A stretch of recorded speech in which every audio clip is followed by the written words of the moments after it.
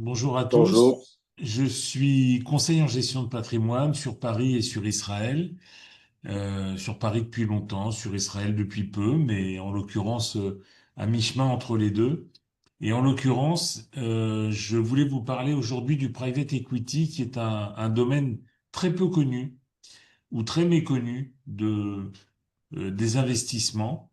La seule chose, c'est que je travaille avec une société que j'estime être pratiquement une des meilleures offres au monde. Et j'ai des gens que je connais depuis 25 ans qui sont extrêmement fiables. Et donc, je vais vous parler un petit peu et puis je vais vous présenter trois vidéos de cette société qui s'appelle Altaroc, qui est archi spécialisée, qui a des caractéristiques que j'apprécie énormément. Alors tout d'abord, le private equity. Qu'est-ce que c'est? Ben, il faut faire une petite différence déjà avec la bourse. Alors, pourquoi ah ben voilà. Donc, c'est moins connu en termes d'investissement. Le private equity, on l'appelle aussi le capital investissement. Donc, qu'est-ce que le private equity? Alors, pour commencer, imaginez simplement que vous souhaitiez investir dans des entreprises. On a deux grandes options qui sont très classiques. La première, c'est la bourse ou le public equity. C'est ce que la plupart des gens connaissent. Donc, vous achetez des actions américaines, françaises, Apple, LVMH, Total, ce que vous voulez. Ces actions sont publiques. Leur prix varie chaque jour, évidemment, et vous pouvez les acheter et les vendre très facilement. Le private equity, c'est l'inverse. Il s'agit d'investir directement dans des entreprises non cotées en bourse. Autrement dit, vous achetez des parts d'entreprises privées qui ne sont pas accessibles au grand public via les marchés financiers traditionnels. Alors là, je vais faire un tout petit break pour vous dire quelle a été ma première vision du private equity il y a quelques années. Je dois vous dire que j'ai fait il y a très très très longtemps un examen médical qui est une torture, ça s'appelle pas autrement. C'est une fibroscopie, c'est-à-dire qu'on vous met un gros tuyau dans la gorge et on a un sentiment d'étouffement qui est absolument terrible. Et l'idée, c'est d'aller voir l'œsophage, l'estomac, etc.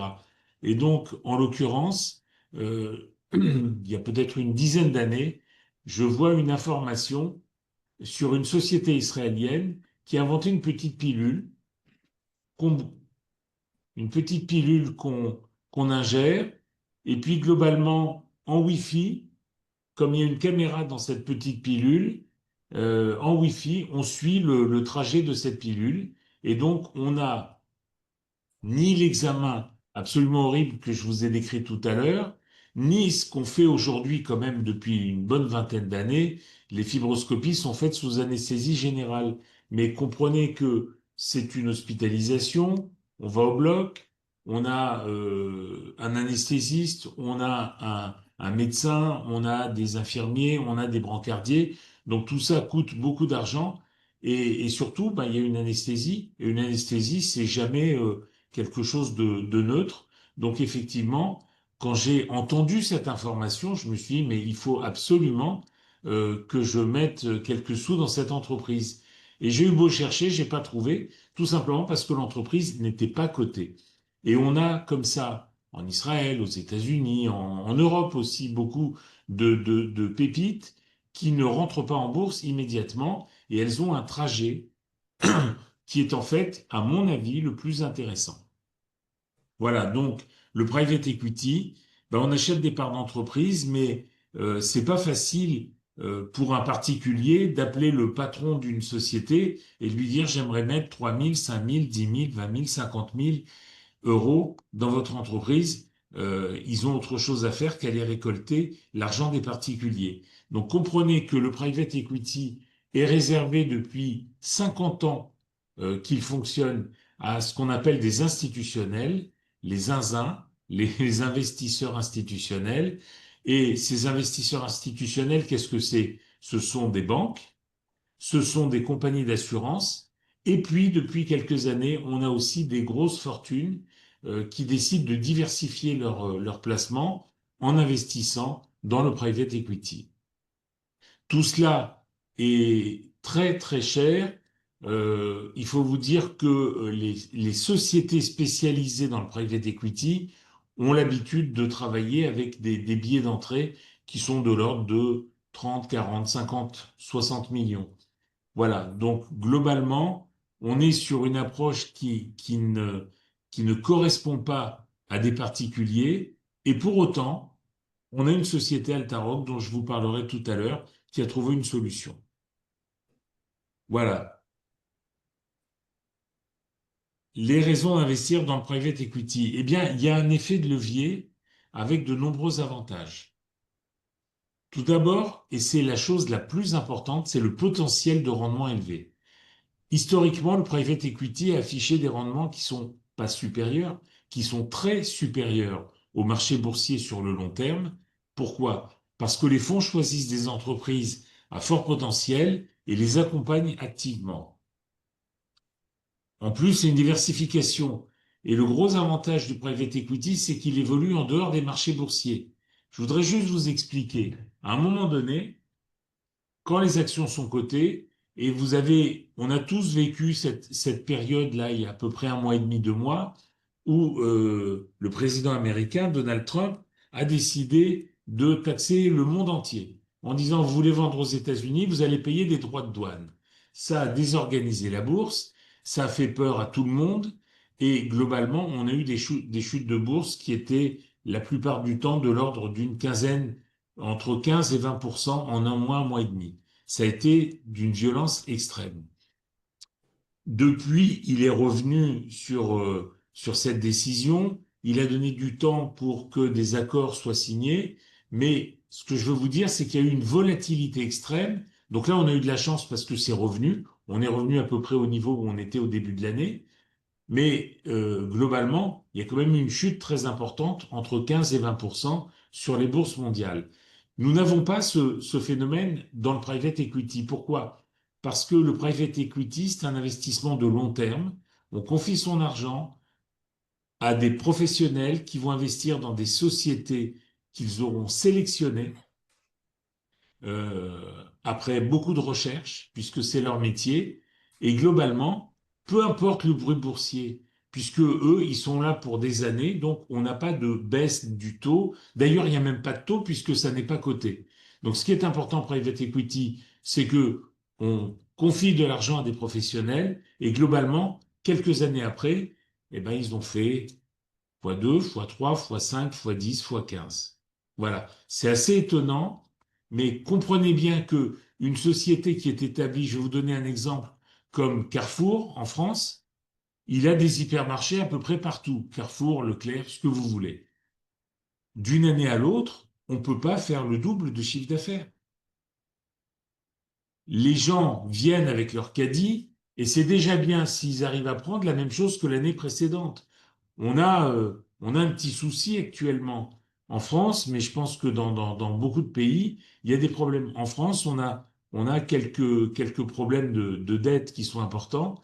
Et donc, on n'est pas dans une récession, mais dans un pays qui n'a pas beaucoup de croissance et qui a des dettes absolument colossales qui ont été engendrées sur les dernières années.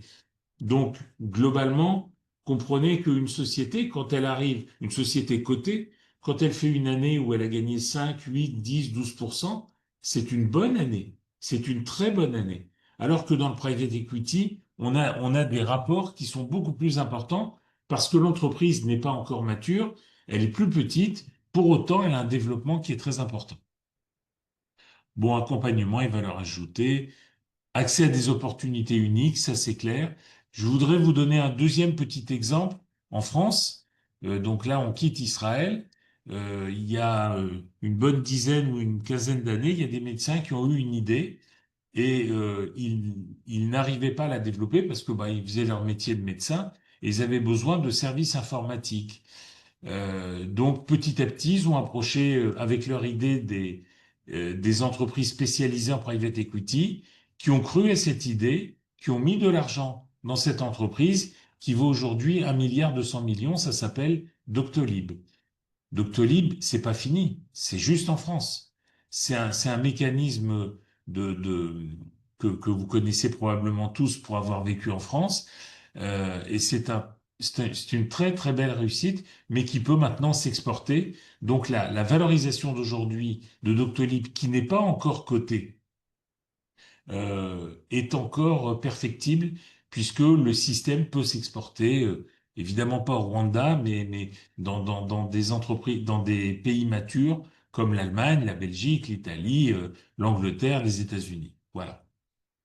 Écoutez, je vais plutôt vous présenter les vidéos maintenant parce que vous avez chez Altaroc deux personnes importantes. Alors, quelle était l'idée d'Altaroc? Ensuite, je vous les présenterai. L'idée d'Altaroc, c'est la suivante. C'est qu'on a un patron qui s'appelle Maurice Chéniaud, qui est un monsieur assez âgé, mais qui fait pas son âge quand il parle. Je peux vous dire que bon pied, bon oeil.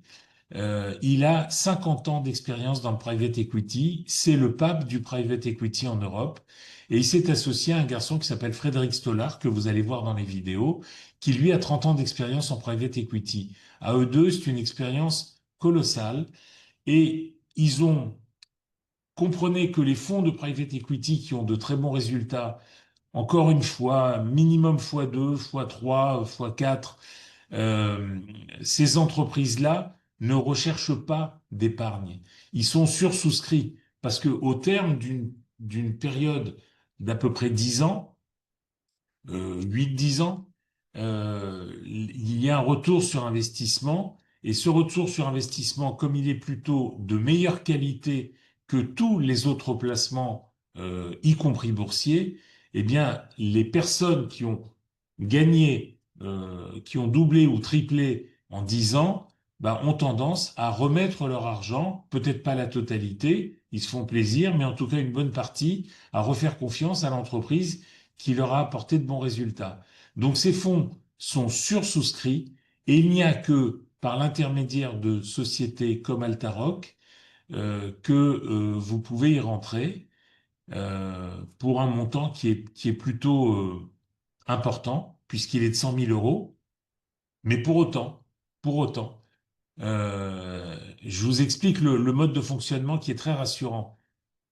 Ces entreprises spécialisées en private equity ne vont pas aller rechercher 100 000 euros plus 100 000 euros parce qu'ils ont l'habitude d'avoir des clients, banques et compagnies d'assurance ou familles très fortunées qui vont leur mettre entre 30 et 100 millions sur la table. Donc clairement, le travail d'Altaroc, c'est de dire, nous prenons cet investissement, nous bâtissons un fonds dans lequel on va rentrer des entreprises spécialisées et c'est Altaroc qui va mettre sur la table les 200 millions à peu près qui sont nécessaires pour rentrer dans 6 fonds pour avoir une diversification. Et donc, derrière, Altaroc revend aux clients à partir de 100 000 euros par client la possibilité d'avoir un portefeuille institutionnel de valeur 150 millions d'euros, mais avec seulement 100 000 euros. Chose la plus importante, et après je laisserai parler Frédéric Stollard, la chose la plus importante, c'est que quoi qu'il arrive, Altaroc conservera dans chaque millésime 33 millions d'euros. Ça va être le premier client du fonds.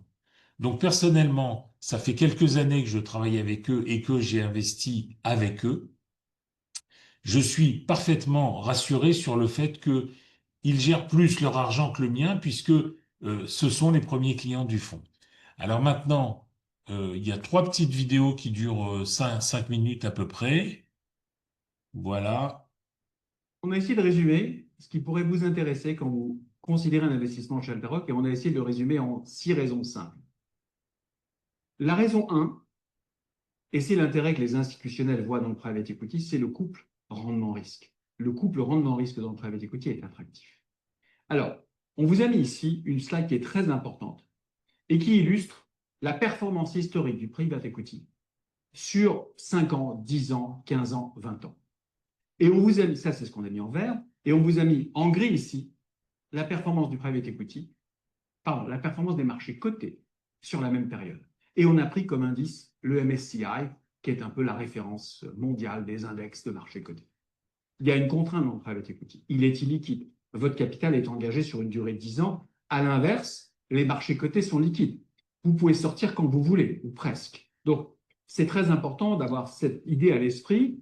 Le private equity a cette contrainte d'illiquidité. Les marchés cotés ont cette flexibilité liquide à tout moment. Une fois qu'on a dit ça, qu'est-ce qu'on constate? Le private equity surperforme les marchés cotés sur longue période de 5 à 7 par an, de 500 à 700 bips. On est sur une surperformance systématique du private equity par rapport au marché coté. Alors, certains vous diront c'est normal, c'est la prime d'illiquidité attachée au private equity. Oui, je connais plein de marchés illiquides qui n'ont pas cette surperformance. Donc, cette surperformance, elle est vraiment un facteur de motivation majeur pour les institutionnels et pour les grandes familles fortunées quand elles investissent en private equity. Alors, ça, c'est pour la surperformance relative. L'autre chose qu'on voit sur ce graphe, c'est évidemment la surperformance, enfin la performance absolue. C'est la seule classe d'actifs, à ma connaissance, qui, sur des horizons très longs, a livré entre 10 et 15 par an, tous les ans de façon systématique. S'il y avait un chiffre à retenir, le private equity moyen livre à peu près 12,5% par an sur très longue période. Voilà. Donc, je ne connais pas d'autres classes d'actifs qui livrent ça. Dans un monde où le fonds euro rapporte, on va dire, 2%, où l'immobilier est un peu moins prometteur demain qu'il ne l'a été hier, notamment avec la hausse des taux, les marchés cotés sont, je dirais, les marchés cotés sont très volatiles, avec une volatilité qui est difficile à appréhender. D'un jour sur l'autre, votre portefeuille peut prendre 3 ou 4% ou perdre 4 ou 5%. C'est difficile à appréhender, c'est même anxiogène. Eh bien, dans ce monde-là, où l'inflation est quand même à 5 ou 6% en ce moment, dans ce monde-là, je pense que le private equity est la seule classe d'actifs qui offre la stabilité et la performance absolue nécessaires à compenser les effets de l'inflation avec une volatilité structurellement plus faible. Eh bien, c'est ce qu'on voit sur ce graphe ici. Je vous présente ici un graphe que moi je trouve fantastique. On vous a mis sur 40 ans d'histoire la performance du private equity mondial à travers les cycles macroéconomiques. Alors, il y a deux choses, moi, qui me frappent sur ce graphe. La première, alors on parle ici de performance moyenne du private equity. On vous l'a mis année par année, on vous a mis la performance de chacun des millésimes nés dans l'année en question. On constate deux choses incroyables. Excusez-moi, vous voyez bien l'écran, Oui, Stéphane, Rachel? aucun problème. Oui, oui, Parfait, aucun parfait. problème. Parce que moi, je le vois pas, mais c'est pas grave. Donc, je relance. C'est que sur les 45 années passées, le private equity mondial moyen n'a jamais livré moins de 5% par an. Je ne connais pas de classe d'actifs qui ait fait cette performance-là. Alors, je n'ai pas dit qu'aucun fonds avait fait moins de 5%. Je dis qu'en moyenne, l'industrie n'a jamais fait moins de 5% par an.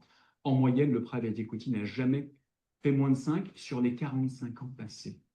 Bon. La deuxième chose qui est très intéressante, vous le voyez ici, c'est les trois périodes grises. Ce sont les trois grandes récessions économiques majeures sur les 45 années passées. 1991, alors je m'en souviens, c'était la crise des saving loans aux États-Unis. Je sortais de la business school, c'était dur de trouver un job. 2001, c'est évidemment l'éclatement de la bulle Internet. Et puis 2008-2009, on s'en souvient tous, c'est la crise Lehman et je dirais l'effondrement du monde tel qu'on l'a connu presque. Euh, les marchés cotés ont fait moins 50 sur ces trois épisodes-là. 1991, 2001, 2008, 2009. Moins 50. Qu'est-ce qu'a fait le private equity? Eh bien, vous le voyez ici. Je vais prendre 2001 et 2009, ça va être très simple. Le millésime, un portefeuille moyen de private equity né en 2001 a fait 22% de rendement net. Et un portefeuille de private equity né en 2009 a fait à peu près la même chose. Pourquoi, quand les marchés cotés font moins 50, le private equity connaît ses meilleures années de performance? C'est-à-dire que le private equity est décorrélé des marchés cotés. En tout cas, il n'est pas directement corrélé des marchés cotés. Donc, non seulement le private equity est moins volatile que les marchés cotés, mais il est surtout décorrélé. Donc, il fournit une vraie diversification patrimoniale dans un portefeuille. Pourquoi? Eh bien, parce que quand l'économie va moins bien, les actifs valent moins cher. Et donc, pour ceux des fonds qui ont été disciplinés et qui ont osé acheter en 2001 ou ensuite en 2008-2009, le prix des actifs au moment où ils les achetaient était incomparablement moins cher. Une très belle boîte industrielle, par exemple, et je pilotais Sagar à l'époque. En 2007, une société industrielle qui faisait 500 millions de chiffre d'affaires, qui faisait 10% de marge d'EBITDA et qui croissait à 5% par an, elle valait 12 fois l'EBITDA.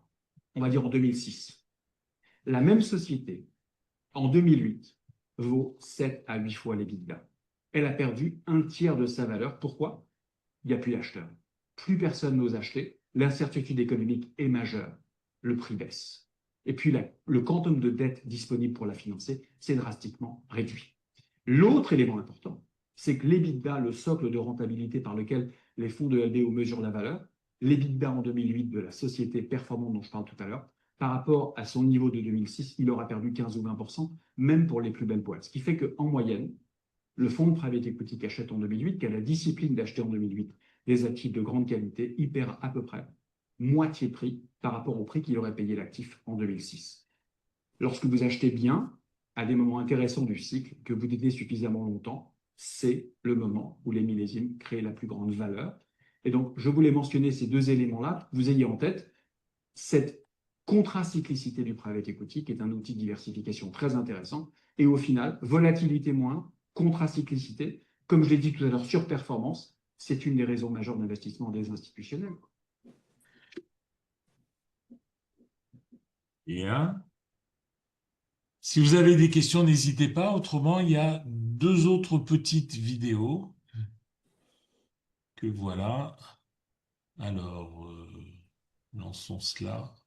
Oui, La troisième raison d'investir chez Altaro, Pardon. c'est qu'on... Allez-y. j'ai une question. Oui, je vous écoute.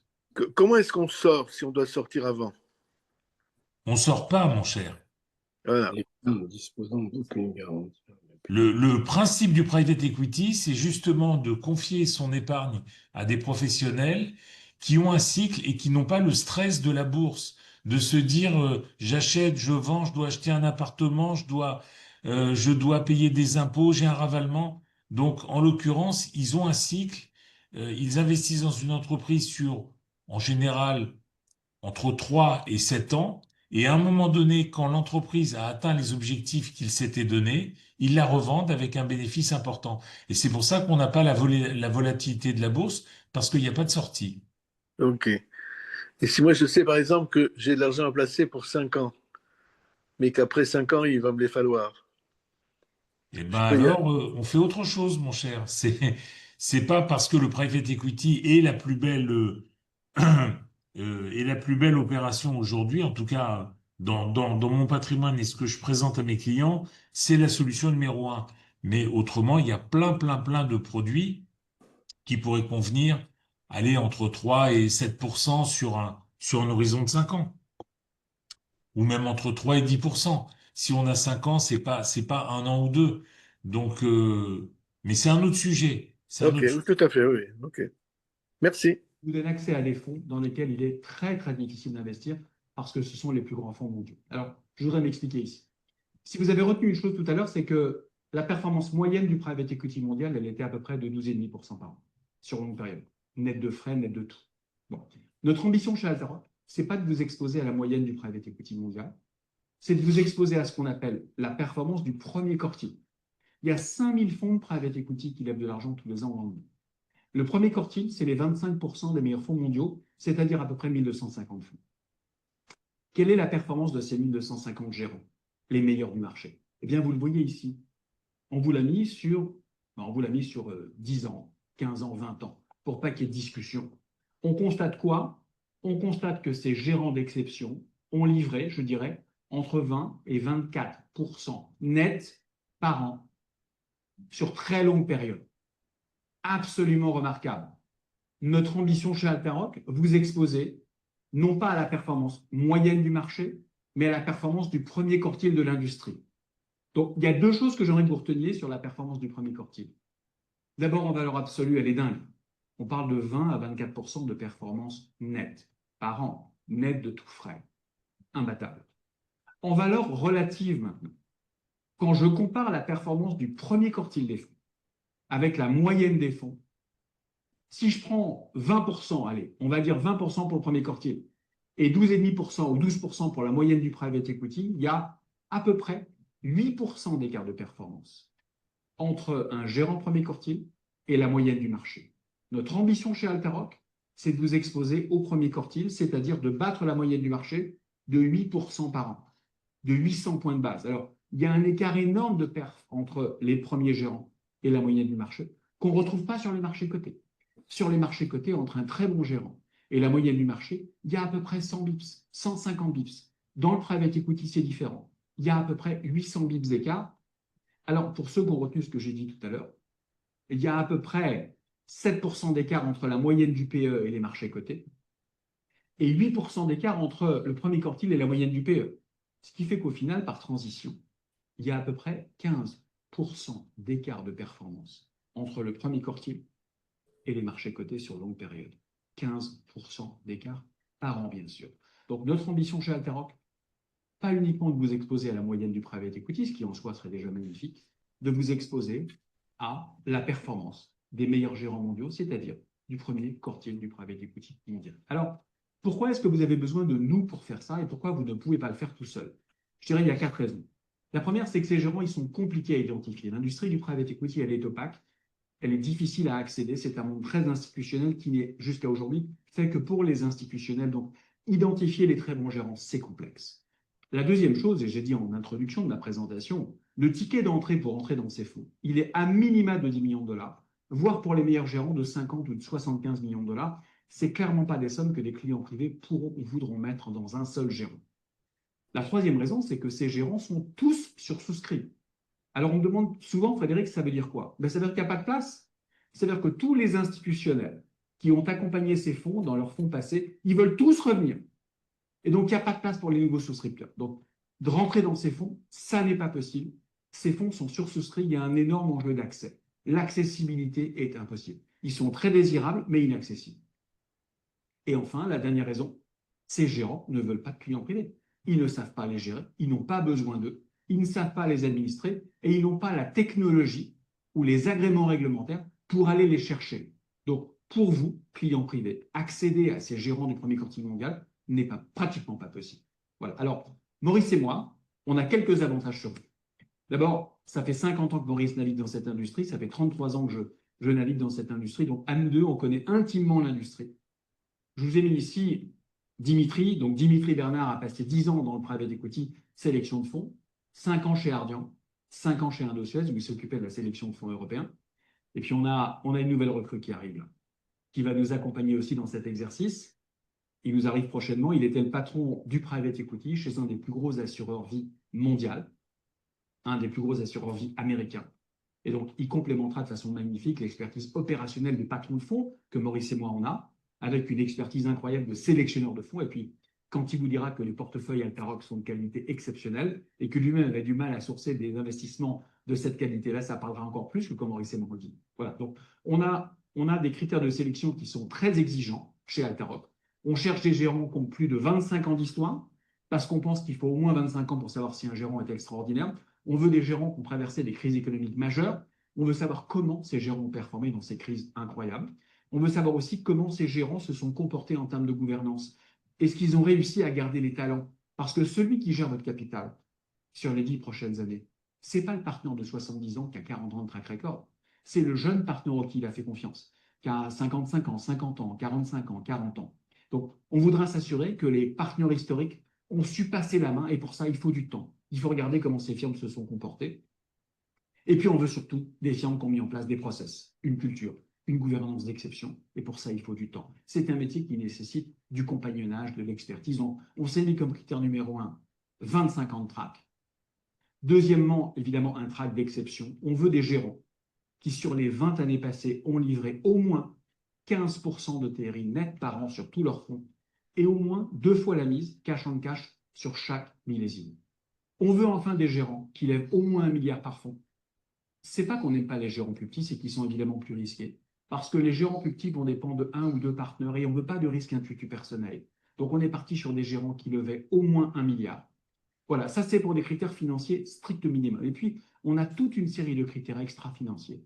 La stratégie, la cohérence de la stratégie, la vision partagée sur la stratégie, la qualité des équipes, le track record par secteur, par pays, par partenaire, l'alignement d'intérêt des associés. Combien les associés, les managers, les directeurs investissent-ils dans leur fonds? Évidemment, les termes et conditions du fonds. Et puis, les segments sur lesquels le fonds est positionné. Est-ce qu'on est très convaincu des segments sur lesquels ils sont positionnés, des pays sur lesquels ils doivent investir? Voici tous les critères financiers et extra-financiers. Qu'à aujourd'hui, Maurice, Dimitri et moi, et puis demain notre collègue, Je voudrais revenir sur un point important. On passe à peu près 4 mois à diligenter de l'intérieur des gérants qu'on connaît pour s'assurer qu'on n'a absolument rien raté. On va les voir dans leur pays d'origine, dans leur bureau d'origine, et on passe du temps avec tous les partenaires clés de ces fonds pour être sûr que nous les connaissons parfaitement et qu'on s'est bien assuré de la stratégie et qu'on est bien en raccord avec eux. Et je peux dire enfin que pour rentrer dans ces fonds, on se bagarre presque physiquement pour avoir de la place parce qu'il est très, très, très difficile d'y rentrer. C'est pour ça qu'Altaroc peut vous intéresser.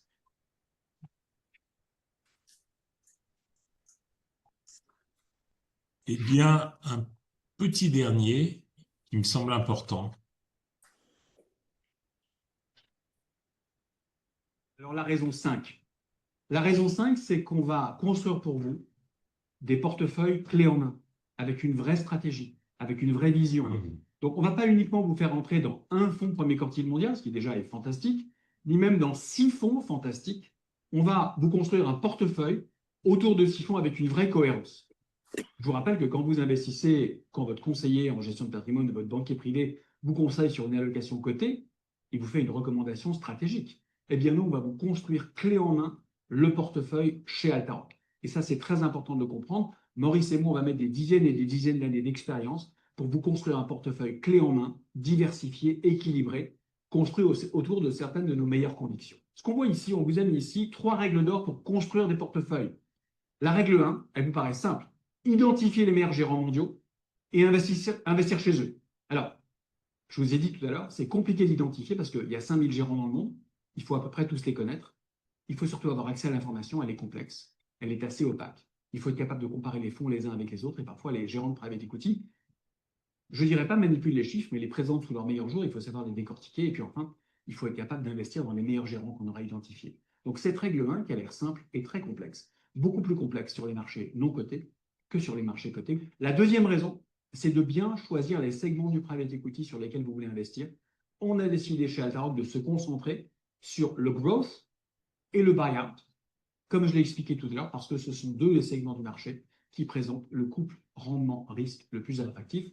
On pense que le venture capital et le turnaround ne sont pas adaptés à des clients privés. Et enfin, se construire un portefeuille diversifié. Alors, chez Altaroc, on met chaque année 6 gérants d'exception dans chaque portefeuille pour que le portefeuille ne soit pas dépendant de la performance d'un gérant. Même si on choisit des gérants d'exception, il peut y avoir une défaillance de gérant. Ça peut arriver. Pour la minimiser, pour la désensibiliser, on vous construit un portefeuille diversifié autour de 6 gérants. Alors certains me disent, Frédéric, pourquoi tu ne mets pas plus de gérants? On pourrait. Eh bien, parce que chaque portefeuille, quand on dit 6 gérants, pour être clair, 6 gérants, c'est à peu près 200 lignes par fonds en sous-jacent. 200 sociétés, ça suffit largement en termes de diversification. Si on met plus de gérants, on aura une diversification du risque à peine meilleure. Par contre, on va moyenner la performance de plus en plus de gérants. Et si vous vous souvenez de ce que j'ai dit tout à l'heure, au lieu de livrer la performance des meilleurs gérants de l'industrie, on va tendre à nouveau vers la moyenne de l'industrie, ce qui n'est pas l'objet Altaroc. Nous sommes des portefeuilles à forte conviction et donc notre intime conviction, c'est le cas de le dire, c'est qu'avec 6 gérants, vous avez un portefeuille parfait. Comment est-ce qu'on choisit nos gérants? Alors, j'ai expliqué tout à l'heure, on a des règles financières simples.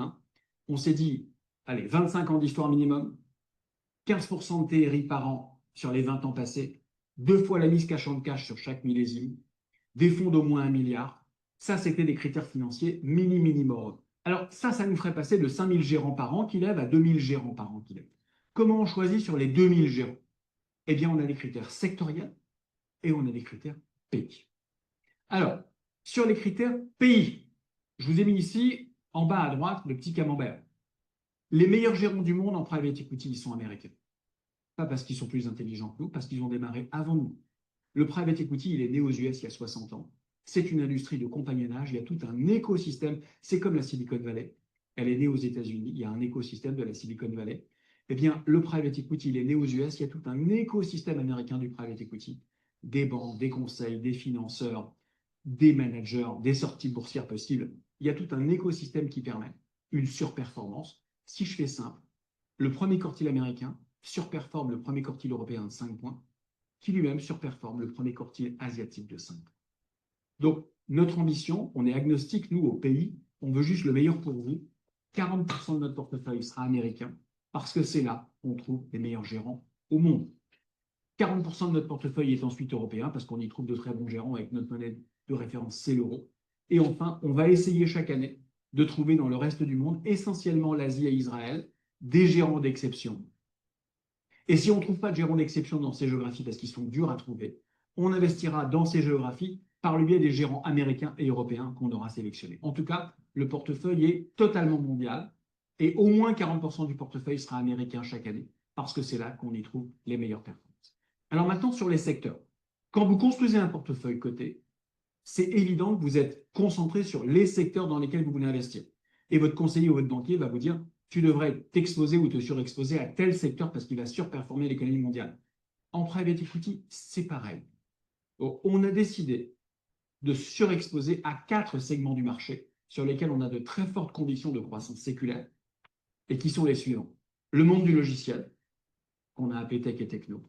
50% de nos portefeuilles sont concentrés chez des éditeurs de logiciels, essentiellement sur le cloud, en mode SaaS, qui vendent de l'abonnement à leurs clients privés sur des produits qui sont critiques.